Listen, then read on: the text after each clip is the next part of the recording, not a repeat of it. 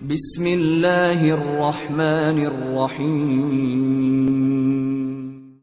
وہ شعبان کا مہینہ تھا جب امیر سبکتگین نے اس عالم خاکی کو الوداع کہا۔ سبکتگین کا انتقال 387 ہجری میں ترمذ کے مقام پر ہوا۔ انتقال کے وقت سبکتگین کی عمر 56 سال تھی۔ اس نے عدل و انصاف کے ساتھ 20 سال تک حکومت کی۔ امیر سبکتگین کی وصیت کے مطابق اس کے جسم کو تابوت میں رکھ کر غزنی لایا گیا۔ امیر کی موت کی خبر سن کر پوری غزنی میں ایک کوہرام سا برپا تھا۔ کسی کو یقین نہیں آ رہا تھا کہ ان کا شفیق و مہربان فرمان رواں اتنی خاموشی کے ساتھ اچانک اپنے سفر پر روانہ ہو جائے گا۔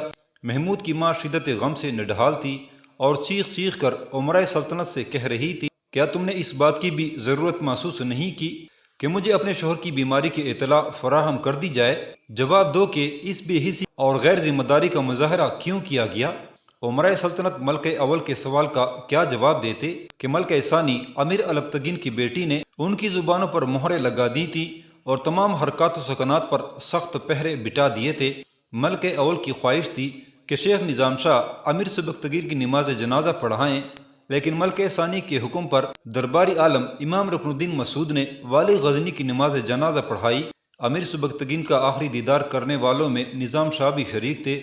نظام شاہ نے نمناک آنکھوں سے والی غزنی کا چہرہ دیکھا اور دعاؤں کے لیے ہاتھ اٹھا دیے۔ امیر، اللہ تمہاری مغفرت کرے کہ تمہارے نام اعمال میں بہت سی نیکیاں ہیں، مگر تم نے یہ کیا کیا کہ آخری وقت میں لڑکڑا گئے؟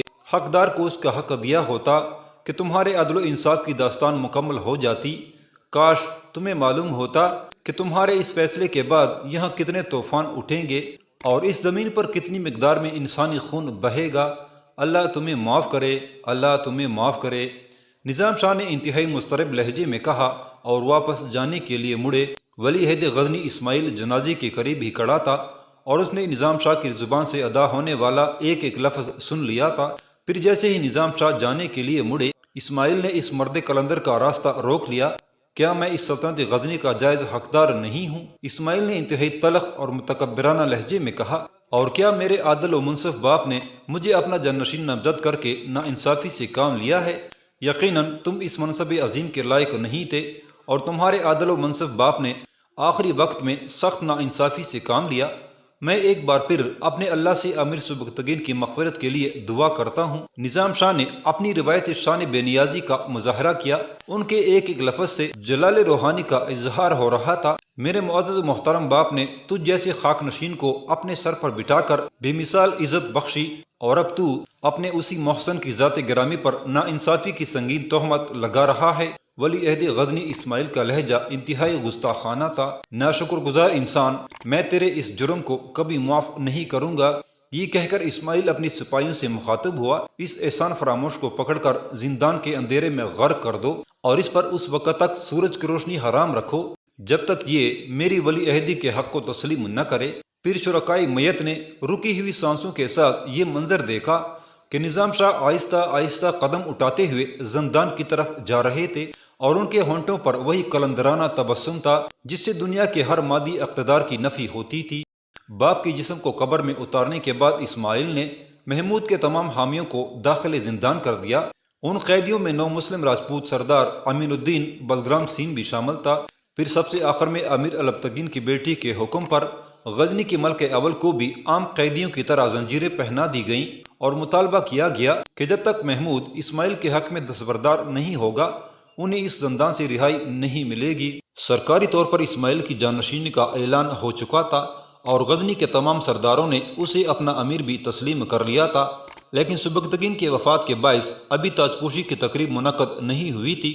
اس دوران ملکہ ثانی امیر البتگین کی بیٹی، جو انقلاب زمانہ کے باعث ملکہ اول بن گئی تھی، کئی بار قید خانے جا کر محمود کی والدہ سے ملی اور اس خواہش کا اظہار کیا کہ وہ اپنے بیٹے کو اسماعیل کے راستے سے ہٹ جانے پر مجبور کر دے۔ محمود کی والدہ، جو ایک زابلی شریف کی بیٹی تھی، ان دھمکیوں سے ذرا بھی متاثر نہیں ہوئی۔ جو کچھ تمہارے دل میں ہے اس پر عمل کر ڈالو، مگر یاد رکھو محمود اپنے حق سے دستبردار نہیں ہوگا۔ محمود کی والدہ کے لہجے سے اسی روب و جلال کا اظہار ہو رہا تھا کہ جیسے آج بھی غزنی کی ملکہ اول ہو اور امور سلطنت میں پورا اختیار رکھتی ہو۔ غور سے سنو کہ میں نے کبھی اپنے شوہر کو تمہارے خلاف نہیں ورغلایا اور زندگی کے اس طویل سفر میں کسی موڑ پر بھی تمہاری حق تلفی نہیں کی، مگر تم نے میرے ساتھ یہ کیسا بے رحمانہ سلوک کیا کہ مجھے میرے شوہر کی بیماری کی خبر تک نہیں دی۔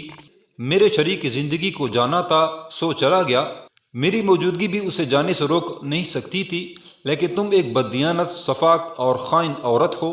تمہارا یہ عمل کیسا وحشیانہ تھا کہ ایک بیٹا اپنے باپ کی علالت سے بے خبر رہا اور ایک عورت کو اس کے شوہر کی خدمت سے محروم کر دیا گیا۔ تم نے لوگوں کو ان کی امانتیں نہیں پہنچائیں، اس لیے بہت جلد تمہارے حقوق بھی سلب کر لیے جائیں گے اور تمہیں اس زمین پر کوئی گوشہ عافیت میسر نہیں آئے گا۔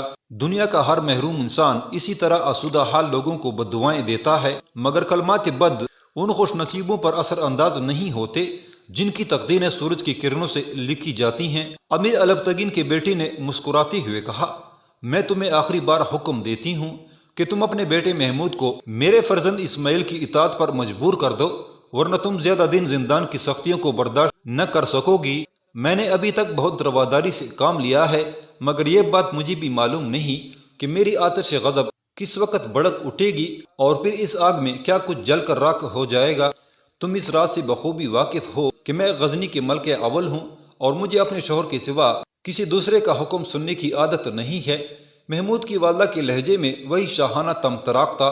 غاصب ملکہ کو معلوم ہونا چاہیے کہ آج تک میں نے صرف ان لوگوں کی التجائیں سنی ہیں، اگر مادر اسماعیل بھی مجھ سے التجا کریں تو ممکن ہے میں اپنی مرضی کی روایت برقرار رکھتے ہوئے ان کے الفاظ کو سماعت کا اعزاز دوں۔ تمہارے ماضی پر وقت کے آہنی ہاتھوں نے کبھی نہ مٹنے والی سیاہی پھیر دی ہے۔ امیر البتگین کی بیٹی نے انتہائی تحقیر آمیز لہجے میں کہا، اگر تم صرف اپنے حال کی طرف دیکھو اور تمہارا حال یہ ہے کہ تم زنجیروں میں جکڑی ہوئی ایک مجبور عورت ہو جس کی ہر سانس پر مجھے مکمل اختیار حاصل ہے، اگر میں چاہوں تو اسی وقت تمہاری سانسوں کا شمار ختم ہو سکتا ہے۔ غزنی کی موجودہ ملکہ اسی لہجے میں بول رہی تھی، تم اپنے بیٹے محمود کو لکھو کہ امیر سبکتگین مرحوم اپنی زندگی میں وراثت کا فیصلہ کر چکے ہیں۔ غزنی کی ملکہ کے اعصاب پر طاقت کا نشہ طاری تھا، اس لیے وہ سیاسی تقاضوں سے بے نیاز ہو کر بول رہی تھی۔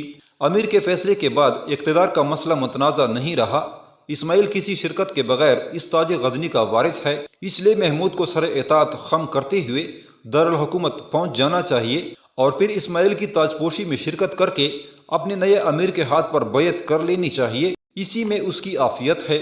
ہم نے اپنے بیٹے کو زندگی بھر صرف 2 سبق دیے ہیں، معزول ملکہ نے اسی شاہانہ وقار کے ساتھ کہا۔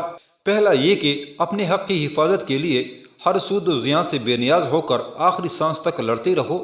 دوسرا یہ کہ بندگان خدا کے حقوق پر غاصبانہ قبضہ تو کجا، ان کی طرف حریصانہ نظروں سے دیکھنا بھی حرام ہے۔ اب تمہیں اپنے بیٹے کو تیسرا سبق بھی دینا ہوگا۔ ملکہ غزنی کے متکبرانہ لہجے میں مزید شدت پیدا ہوئی، اور وہ سبق یہ ہے کہ اگر محمود اپنی جان کی بقا چاہتا ہے تو بلا تاخیر اسماعیل کے سامنے گھٹنے ٹھیک دے۔ معاذ اللہ، معزول ملکہ نے اپنے دونوں کانوں کو ہاتھ لگاتے ہوئے کہا، اگر محمود پر ایسا وقت آ گیا تو میں اس کی موت کے لیے ہاتھ اٹھانا زیادہ پسند کروں گی، اور اسے یہ بھی لکھ دو کہ اگر اس نے ہمارا مطالبہ تسلیم نہیں کیا تو پھر تمہاری زندگی کی ضمانت نہیں دی جا سکتی۔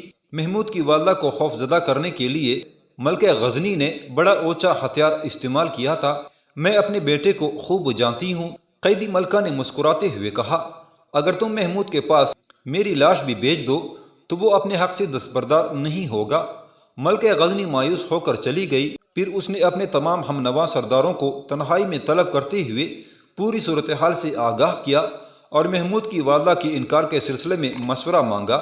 ابھی تمام وزرائے مملکت گہری سوچ میں ڈوبے ہوئے تھے کہ ملکہ غزنی خود ہی بول اٹھی، میرا خیال ہے کہ اگر اس بددماغ عورت پر ہلکا سا تشدد کیا جائے تو اس کے ہوش و حواس درست ہو جائیں گے اور پھر وہ محمود کو اسماعیل کی اطاعت پر مجبور کر دے گی۔ نہیں ملکہ عالیہ، تمام وزرائے مملکت نے بیک زبان کہا، آپ کی یہ سوچ درست نہیں۔ ایک تو وہ عورت ہے اور دوسرے غزنی کے ملکہ اول بھی رہ چکی ہیں، اس لیے ان کے ساتھ تشدد کا رویہ مناسب نہیں۔ جب اہل غزنی کو یہ خبر پہنچے گی تو ایک مظلوم عورت ہونے کے سبب رعایا کے دلوں میں ان کا احترام بڑھ جائے گا، اور اس کے برعکس آپ کے وقار کو ناقابل تلافی نقصان پہنچے گا۔ وزرائے مملکت دور اندیشی سے کام لیتے ہوئے غزنی کی جذباتی ملکہ کو مشورہ دے رہے تھے۔ ویسے ہماری ذاتی رائے تو یہی ہے کہ آپ انہیں زندان کی تاریکیوں سے نکال کر قصر شاہی کے کسی آراستہ کمرے میں منتقل کر دیں۔ اس طرح تو رعایا سے اس کا رابطہ قائم ہو سکتا ہے۔ اپنے وزیروں کا مشورہ سن کر ملکہ غزنی کی پیشانی شکنوں سے بھر گئی تھی، اور اس رابطے کے پردے میں کوئی بغاوت بھی پرورش پا سکتی ہے۔ امیر البتگین کے بیٹی کا اندازی گفتگو تحقیر آمیز تھا، جیسے وہ اپنے وزیروں کے مشورے کا مذاق اڑا رہی ہو۔ کسی بغاوت کا امکان تو موجود نہیں کہ غزنی کے عوام پر ہماری گرفت مضبوط تر ہے۔ ایک وزیر نے جواباً کہا، ہم نے ملکہ عالیہ کو یہ مشورہ نہیں دیا کہ صاحبزادہ محمود کی والدہ کو ایسے چھوڑ دیا جائے اور وہ قصر شاہی کی حدود سے نکل کر غزنی کے باشندوں کو آپ کے خلاف بھڑکاتی پھریں۔ ہم نے تو صرف اتنا عرض کیا تھا کہ آہنی زنجیروں کو ان کے جسم سے علیحدہ کر دیا جائے تاکہ غزنی کے عوام آپ کی فراخ دلانہ طرز عمل کو ستائش نظروں سے دیکھیں اور آپ کی ذات گرامی پر کوئی حرف نہ آئے۔ آپ زیادہ سے زیادہ انہیں قصر شاہی کے ایک کمرے میں بند کر دیں تاکہ عوامی رابطے کے سارے اندیشے ختم ہو جائیں اور ان کے حلقہ اثر کے لوگ آپ کی طرف انگشت نمائی نہ کر سکیں۔ وزرائے مملکت نے انتہائی مناسب مشورہ دیا تھا، مگر غزنی کی جذباتی اور ضدی ملکہ نے اپنی مشیروں کی رائے کو لائق اعتنا نہیں سمجھا۔ امیر البتگین کی بیٹی نے محمود کی والدہ پر کسی قسم کا تشدد تو نہیں کیا، مگر ان کی زنجیریں بھی نہیں کاٹیں اور ملک اول کو ایک عام قیدی کی طرح اپنے روز و شب بسر کرنے پر مجبور کر دیا۔ پھر ایک دن اپنے وزیروں سے مشورہ کیے بغیر ملکہ غزنی نے خفیہ طور پر ایک معتبر قاصد کو محمود کے نام خط دے کر نیشاپور کی طرف روانہ کیا۔ اس خط میں واضح طور پر تحریر تھا، محمود، تمہیں علم ہونا چاہیے کہ امیر سبکتگین مرحوم نے مجھے تمام سرداران قوم کے سامنے اپنا جانشین نامزد کیا ہے، اس لیے میں سلطنت غزنی کا جائز وارث ہوں اور تم پر میری اطاعت فرض ہے۔ اس لیے اگر تم اپنی اور اپنی والدہ کی زندگی چاہتے ہو تو میرا خط پاتے ہی مجھے اپنا امیر تسلیم کر لو اور مجھے اپنی اطاعت اور فرمان برداری کا ثبوت دینے کے لیے فوری طور پر سپاہیوں کے ایک مختصر سے دستے کے ساتھ غزنی پہنچ کر کھلے عام میری عمارت کا اعلان کرو۔ یہ خط اسماعیل کی طرف سے تھا، جس کا ایک ایک حرف ملکہ غزنی کی مرضی کے مطابق تحریر کیا گیا تھا۔ قاصد کو نیشاپور روانہ کرنے کے بعد امیر البتگین کی خود سر بیٹی نظام شاہ کی طرف متوجہ ہوئی۔ وہ ایک عام دنیا دار عورت تھی، اس لیے نظام شاہ کے روحانی مرتبے کو سمجھنے سے قاصر رہی۔ دوسرے دنیا پرستوں کی طرح ملکہ غزنی کا بھی یہی خیال تھا کہ اس کے شوہر کی اندھی عقیدت نے غزنی کی گلیوں میں گھومنے والے ایک مفلوق الحال شخص کو ولایت کے درجے تک پہنچا دیا ہے، ورنہ حقیقتاً نظام شاہ کے روحانی فضائل کی کوئی حیثیت تو نہیں۔ اور جب ملکہ غزنی کو اس کے بیٹے اسماعیل نے پوری رنگ آمیزی کے ساتھ یہ واقعہ سنایا کہ نظام شاہ نے ہزاروں انسانوں کی موجودگی میں امیر سبکتگین کو غیر منصف مزاج حکمران کہہ کر پکارا تھا اور مرحوم فرمانروا کی وصیت کو ناجائز قرار دیا ہے، تو ملکہ غزنی مشتعل ہو گئی اور اس نے شدید عالم غضب میں اپنے سپاہیوں کو حکم دیا کہ وہ نظام شاہ کو قید خانے سے نکال کر اس کے روبرو پیش کریں۔ ملکہ غزنی کے اس حکم سے پہلے امام رکن الدین مسعود اور دوسرے درباری علماء نظام شاہ کے خلاف امیر البتگین کی بیٹی کے کان بھر چکے تھے۔ ملکہ عالیہ نظام شاہ ایک جاہل اور گمراہ شخص ہے جسے صاحبزادہ محمود کی توہم پرستی نے والی کامل بنا دیا ہے۔ امام رکن الدین مسعود نے نہایت ہوشیاری سے محمود کی ذات کو اپنے انتقام کا ہدف بنایا تھا۔ وہ زمانہ ساز عالم خوب جانتا تھا کہ اس وقت محمود ملکہ غزنی کا بدترین دشمن ہے، اور ایک عورت کی اسی نفسیاتی کمزوری سے فائدہ اٹھاتے ہوئے امام رکن الدین مسعود نظام شاہ اور محمود دونوں سے اپنی توہین کا انتقام لینا چاہتا تھا۔ امیر مرحوم پر یہ سنگین تہمت ہے کہ وہ گلیوں کے ایک بھکاری کو ولی کامل سمجھتے تھے۔ ملکہ عالیہ کو یاد ہوگا کہ امیر مرحوم نے محمود کا نکاح پڑھانے کے لیے مجھے طلب کیا تھا، مگر محمود نے عین موقع پر پوری تقریب کو درہم برہم کر کے رکھ دیا تھا اور پھر خود شاہی رتھ میں سوار ہو کر اس جاہل نظام شاہ کو لینے چلا گیا تھا۔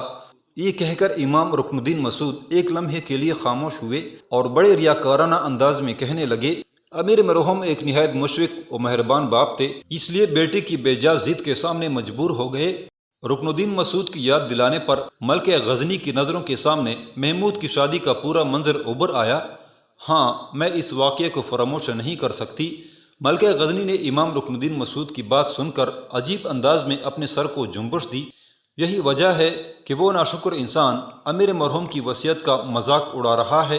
ملکہ غزنی کو مشتعل کرنے کے لیے امام رکن الدین نے مزید زہر فشانی کی۔ امیر مرحوم ایک انتہائی اعلیٰ ظرف مگر سادہ لوح انسان تھے۔ والی غزنی سے یہ کوتاہی سرزد ہوئی کہ انہوں نے اقتدار سنبھالتے وقت اسی نام نہاد درویش کے ہاتھوں سے تاج پہنا تھا۔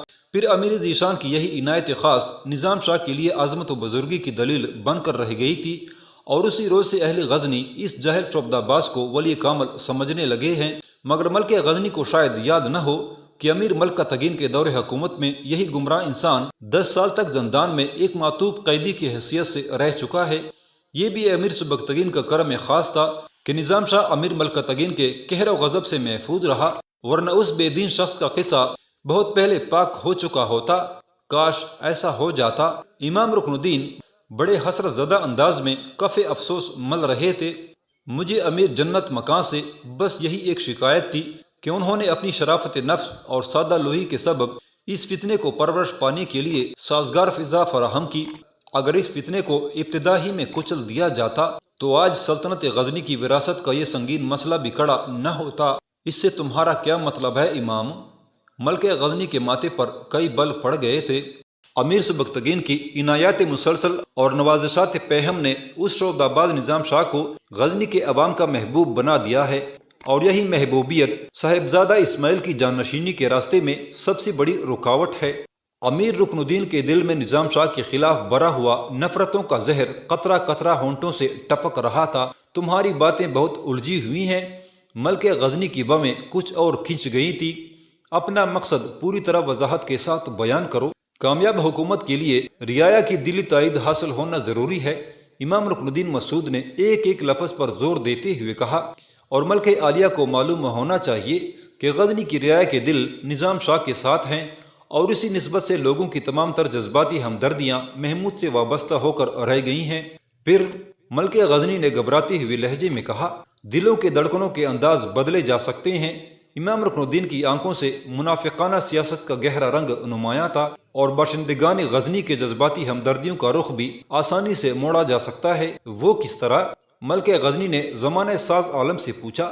نظام شاہ کو اس بات پر مجبور کر دیجئے کہ وہ مجمع عام میں صاحبزادہ اسماعیل کی امارت کو تسلیم کر لے۔ امام رکن الدین مسعود نے ملک غزنی کو مشورہ دیتے ہوئے کہا، پھر جانشینی کا مسئلہ ہمیشہ کے لیے حل ہو جائے گا۔